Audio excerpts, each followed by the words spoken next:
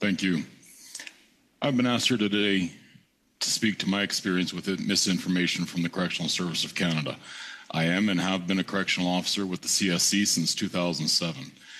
This opportunity gives me a chance to address issues I've experienced and observed and are experienced by correctional officers all over the country who are not able to speak or to draw attention to these issues because of fear of retribution and punishment.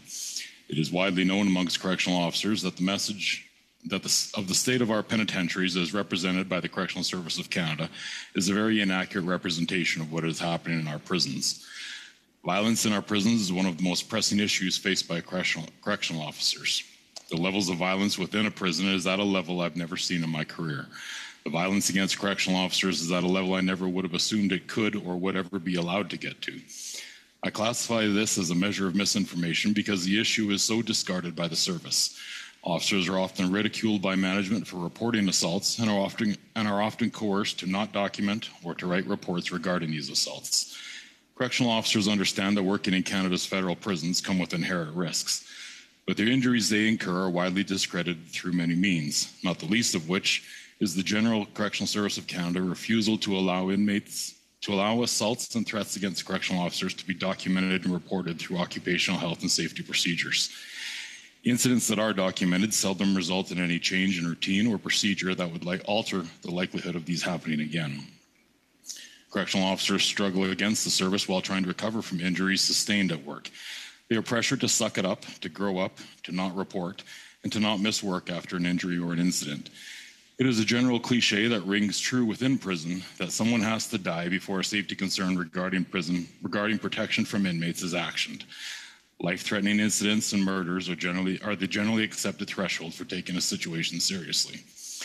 But why do I classify this as misinformation? Because a picture is painted by the CSC that does not take this reality into account, and by doing so, further belittles the struggles of those on the front line in prison. Initiatives like the Needle Exchange Program is an easy example of a response to a very inaccurately presented problem within prisons. Canada's prisons are filled with drugs. Correctional officers across the country will unanimously agree that the only change is the amount of narcotics in prison year after year is the increase. Substances that were seldomly seen are now so prevalent that they draw little to no attention when confiscated.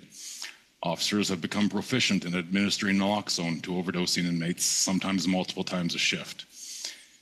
Needles within Canada prisons have always been a rare piece of contraband to find. They were generally crudely made and ineffective. Probably for this reason, drugs within prison are very seldom used intravenously.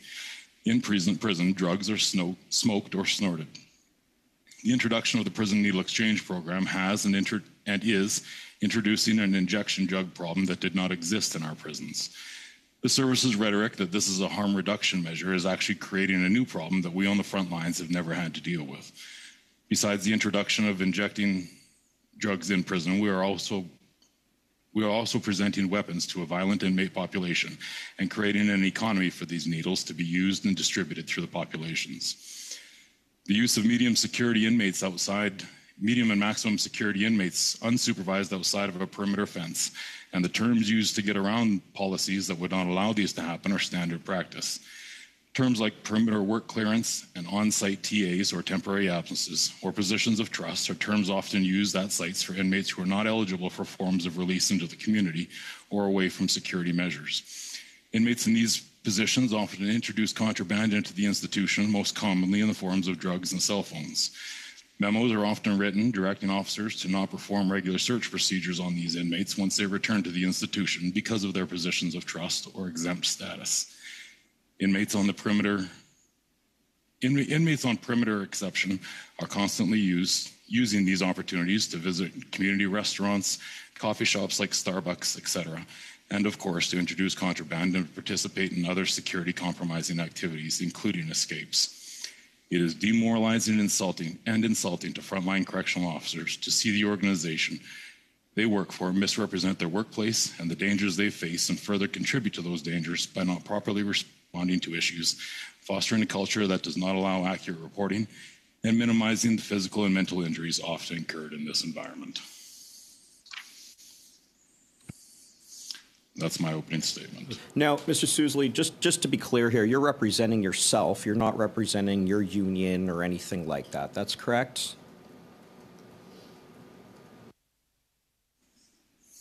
That's correct. I'm going to run a few scenarios by you, but before we do that, what I'd like to delve into is the culture of the Correctional Service of Canada. Now, the Correctional Service of Canada reports to parliamentarians through the Minister of Justice and is accountable. In fact, we have the Commissioner appear at committee. So when we're talking about misinformation and disinformation, particularly as it relates to parliamentarians, in my view, this is actually quite germane. Would you say that CSE has what I would call, these are my words, a culture of secrecy? What would you say about that? I think that would be a fair statement to make.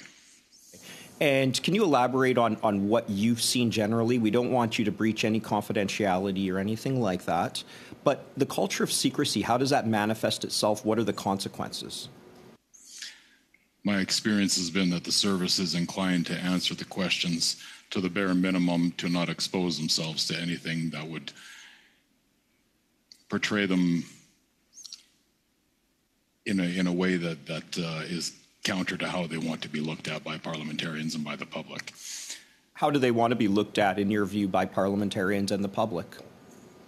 In my view, they want to be regarded as progressive, as I think they would very much prefer, to be honest, to be left out of most any spotlight they can, but certainly to be viewed as a progressive organization that is on the forefront of changing the perception of corrections. How does CSC deal with anything negative? In my experience, they don't, or by quickly clamping down on those who are drawing attention to any negativity. Now, needle exchange. Jail has an underground economy, is that correct? Yes. Value, right? Drugs, weapons, any information, cell phones, everything has value, is that right? That's correct. It's we phrase it. That's what makes jail go round, is that underground economy. Monsieur le Président. I have just. Oh. Point d'ordre. Point of order, Mr. Chair. Pardon, Monsieur le Président. J'ai un peu de... Apologies. I don't see the link to disinformation for parliamentarians here. This seems to be completely off topic. Thank you for your comment, Mr. Villemur. The study is on disinformation and misinformation and the impact on parliamentarians. I believe that Mr. Caputo will bring his questions back to our study. Go ahead, please. No, that's fine. Candidly, that we're talking about how a government agency communicates with the public and parliamentarians. I don't know what could be more germane to misinformation and disinformation. So I will move forward. The government has spoken with parliamentarians and the public about needle exchanges. What kind of picture have they painted about needle exchanges? And I've got about 10, 20, if you can answer that in about 15 seconds, please. That it's a harm reduction measure. What kind of danger are you seeing, and is that being communicated to parliamentarians? I don't believe that's being accurately communicated at all. The dangers we're seeing is the introduction of weapons into the facilities and the feeding of this underground economy, where we're creating elements to the economy that we haven't dealt with before. Okay. Your retribution. Mr. Caputo, we're out of time on this round. Thank you, Mr. Chair. And Mr. Sousley, before I begin, this idea of expertise is an interesting one because sometimes we have, and people can chuckle, but sometimes we have okay, I apologize. I thought that it was a tuckle to my question. People can have different views on expertise, but in my view, 17 years of real-world expertise or real-world knowledge is highly beneficial to this committee. So I thank you for being here. Sir, do you fear any repercussions for what you are saying to this committee here? I do. Do you feel fear, I should say? Yeah, I anticipate some kind of punitive response to this. Would you be prepared to let this committee know if there is any sort of response or fallout from your testimony here today, given that you were invited by parliamentarians and are simply answering questions from parliamentarians truthfully? I have no concern with doing that.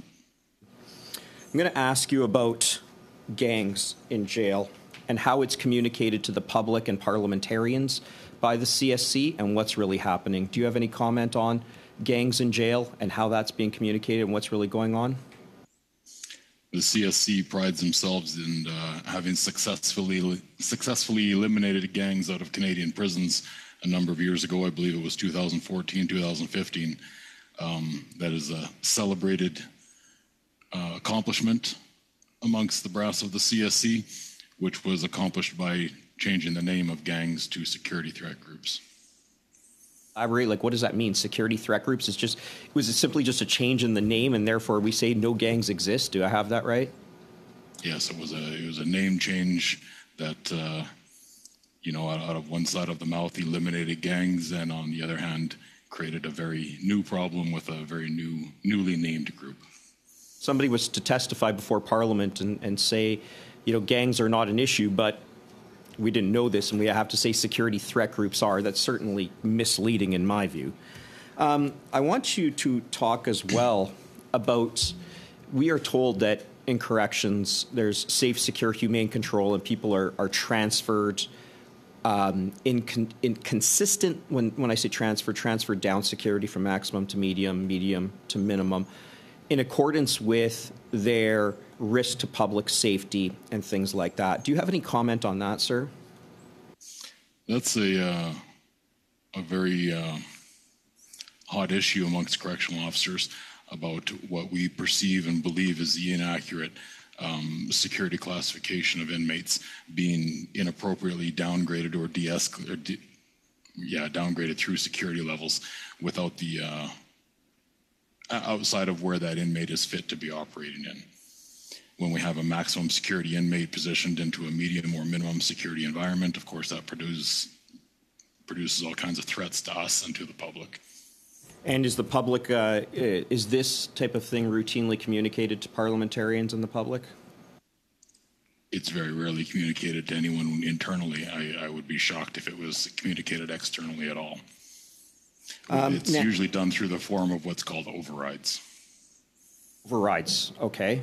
What's an override is when a manager essentially says, I disagree with what the computer has spit out and I'm going to change that on my own. That's a kind of crude way of putting it. Is that accurate? Essentially. How much time do I have, Mr. Chair, please? A minute and 10 seconds. Okay, in a minute and 10 seconds, when somebody's incarcerated, there's a perception that this person is especially in medium and maximum, but people perceive minimum, which has no fences, that people are behind fences.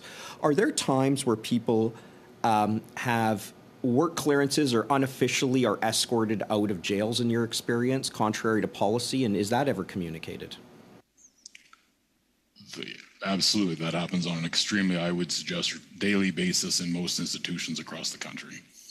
You describe, without breaching any confidentiality or anything like that, describe a scenario that is common knowledge to somebody in your industry?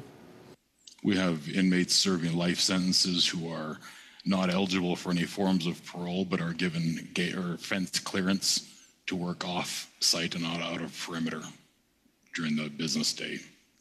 Communicated to the public or parliamentarians in annual reports or anything like that? No, not communicated anywhere. I assume that's my time, Mr. Chair. It's close to it.